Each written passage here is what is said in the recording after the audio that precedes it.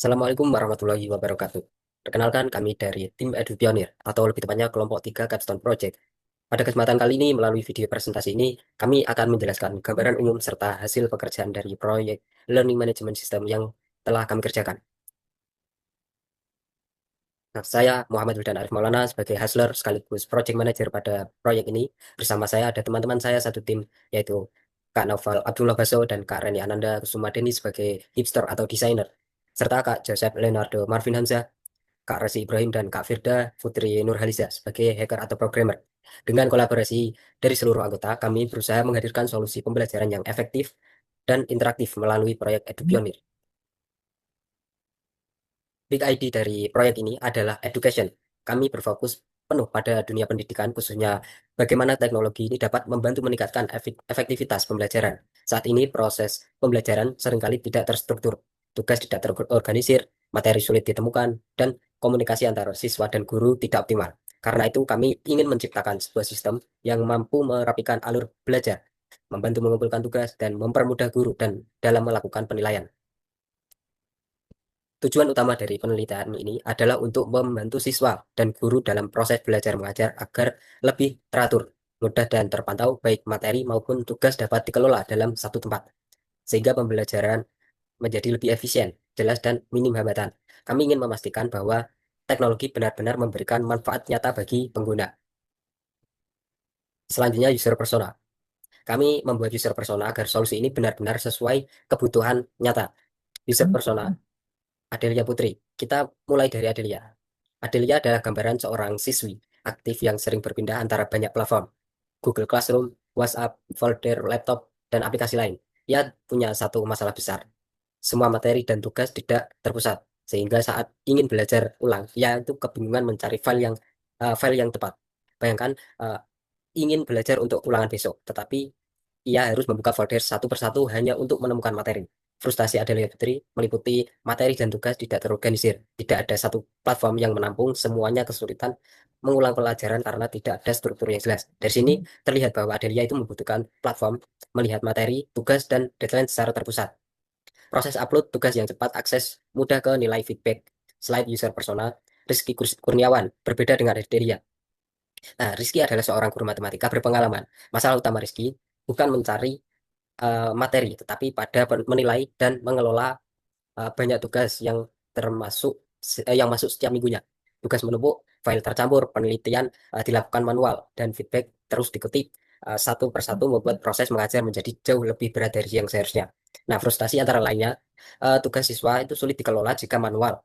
Proses menilai lama, banyak siswa lupa deadline. Dari sini, kebutuhan utamanya adalah sistem pengumpulan tugas yang otomatis rapi, pengelompokan berdasarkan kelas atau mata pelajaran, riwayat tugas siswa yang mudah dilacak. Next, akan diteruskan dari teman saya. Baik, kita lanjut ke problem statement menggunakan teknik 4W. Yang pertama ada who atau siapa yang mengalami masalah. Masalah ini itu dialami oleh siswa dan guru yang ingin proses pembelajarannya itu lebih efektif. Selanjutnya ada what atau apa masalahnya. Masalah utamanya itu kurang integrasi teknologi. Jadi banyak platform yang digunakan secara sekaligus sehingga materi, tugas, dan komunikasi itu jadi tidak terstruktur. Selanjutnya ada where atau di mana masalah itu muncul. Nah, masalah ini tuh muncul pada lingkungan belajar baik secara online maupun offline, terutama ketika semua aktivitas pembelajaran ini mulai mengandalkan sistem digital. Lalu yang keempat ada why atau mengapa hal itu penting. Ini tuh penting karena pembelajaran yang tidak terstruktur akan menurunkan motivasi siswa, menyulitkan guru, dan menghambat tercapainya tujuan pendidikan. Nah, sehingga dibutuhkan sistem yang lebih jelas, sederhana, dan terintegrasi. Selanjutnya kita akan masuk ke sintesis. Jadi sintesis yang kami dapat adalah kami menyimpulkan bahwa LMS ini memang menjadi solusi umum yang sering digunakan. Namun sebagian LMS ini masih menghadapi berbagai tantangan seperti akses internet yang tidak stabil, tampilan terlalu kompleks, dan pengguna yang belum terbiasa dengan teknologi.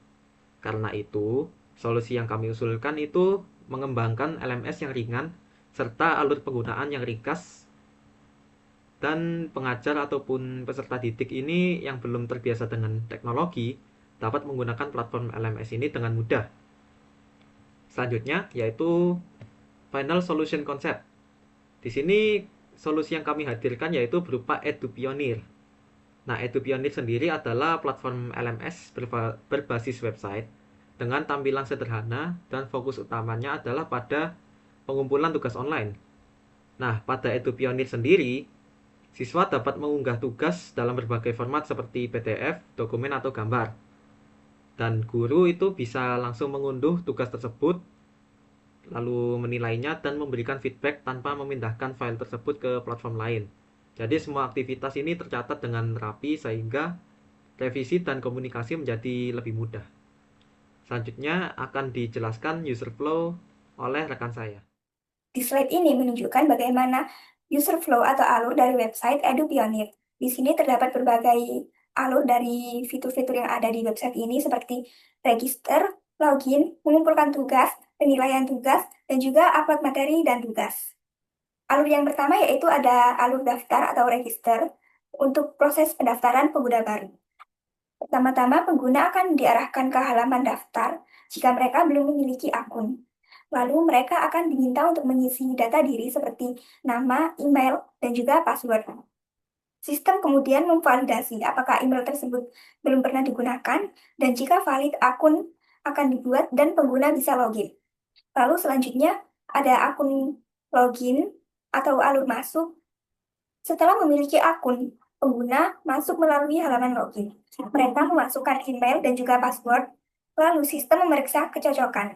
Jika benar, pengguna berhasil masuk ke dashboard LMS. Dan jika salah, sistem akan memberikan pesan error dan diminta kembali untuk memasukkan email dan password yang benar. Lalu ada alur pengumpulan tugas untuk siswa.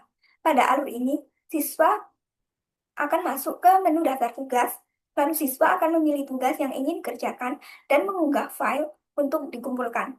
Sistem akan memeriksa apakah file tersebut valid dan sesuai dengan format. Jika sudah berhasil diupload, maka siswa akan menekan tombol kirim dan tugas sudah berhasil dikirim. Lalu selanjutnya ada alur penilaian tugas untuk guru.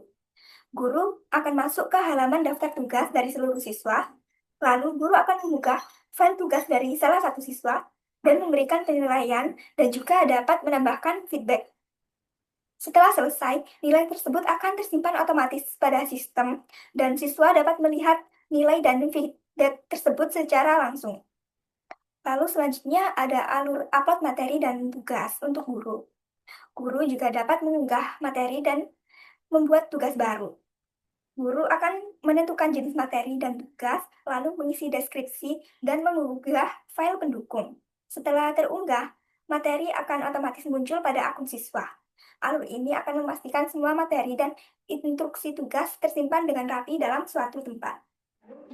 Oke, untuk API pertama adalah API users. Di sini API users ini menggunakan metode post kepada oh,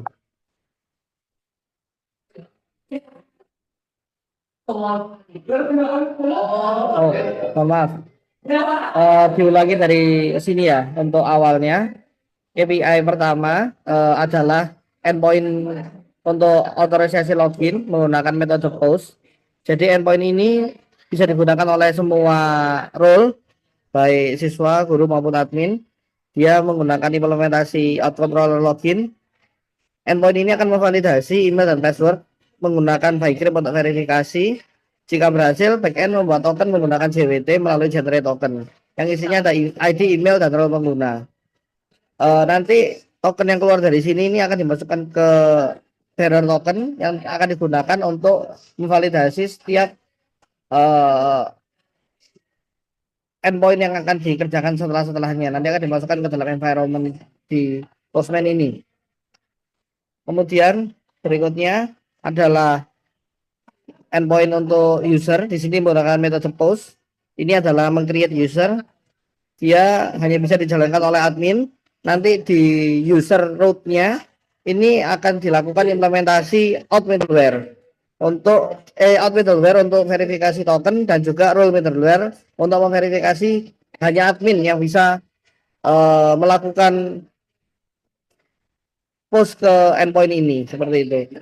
Nanti controller akan memvalidasi input, pastikan emailnya belum terpakai. kemudian nanti password dihash dan menyampaikan user baru ke database. Untuk ke database-nya lewat user service di create user. Kemudian untuk endpoint terakhir yang akan dijelaskan dari endpoint yang muncul di sini adalah mengenai get nilai. Di sini get nilainya adalah all. Jadi untuk melihat semua nilai yang ada dari root nilai ini, ketika dikirimkan get, dia akan mengirimkan ke controller yang get all. Kemudian controller get all ini akan memanggil service get all juga tanpa ada parameter dan akan mengquery seluruh database nilai dan akan disajikan dalam bentuk seperti ini. Jadi ada ID-nya, ID nilai, terus siswanya dinilai, guru yang memberikan nilai. Guru mapel ini gabungan antara penugasan. Jadi guru mengajar mapel apa, kemudian nilainya berapa, dan lain sebagainya. Berikut adalah endpoint-endpoint yang perwakilan yang bisa dijelaskan di presentasi kali ini.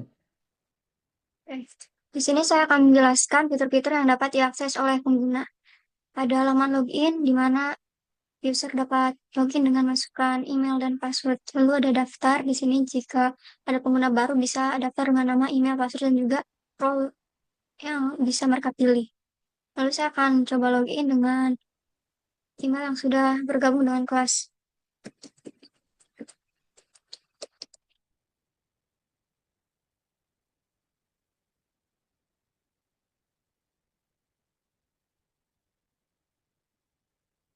Nah, pada tampilan pemantau dashboard ini maka akan menampilkan tugas yang siswa ini punya, lalu materi terbaru, kelas, atau jumlah kelas yang siswa ini ikuti, lalu poin keaktifan, ada juga nilai tugas terbaru.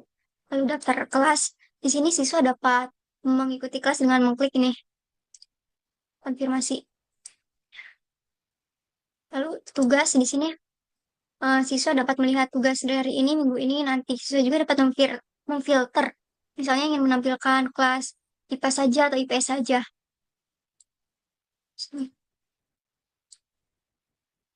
Login, bisa saya akan login sebagai guru.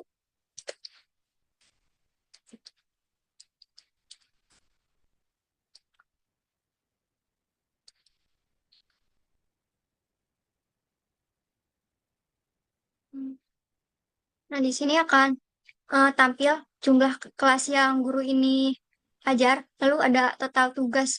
Di sini itu misalnya guru ini membuat tugas, maka totalnya itu akan muncul di sini nih. Lalu ada rata-rata nilai kelas, materi terbaru, siswa yang belum mengumpulkan tugas, ada juga tugas yang belum dinilai. Lalu kita klik. Nah, ini mengarahkan ke apa sih namanya? Ke kelas yang guru ini ajar. Dan di sini ada tugas. Jika guru membuat tugas, maka dia akan tampil di sini.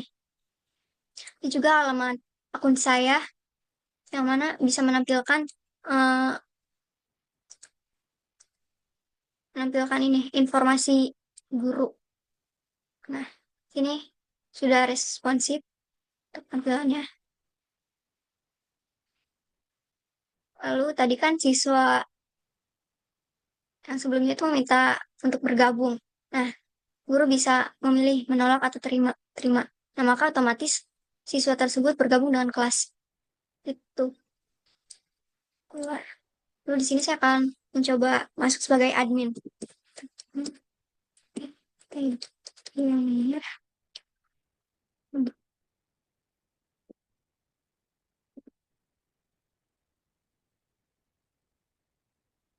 Nah, admin di sini bisa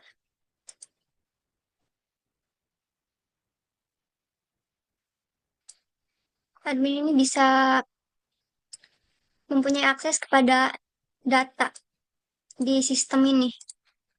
Ada user, kelas, mata pelajaran, guru, siswa, materi, tugas, nilai, lalu absensi, diskusi, pembayaran SPP, lalu ini guru, mapel, tugas submit, materi review, diskusi post, absensi detail, roles juga. Oke, demikian video presentasi dari tim kami. Apabila terdapat kekurangan dalam penyampaian maupun pengerjaan proyek ini, kami mohon maaf yang sebesar-besarnya. Kami berharap EduPionir dapat memberikan manfaat serta menjadi langkah kecil untuk meningkatkan kualitas pembelajaran. Terima kasih atas perhatiannya. Wassalamualaikum warahmatullahi wabarakatuh.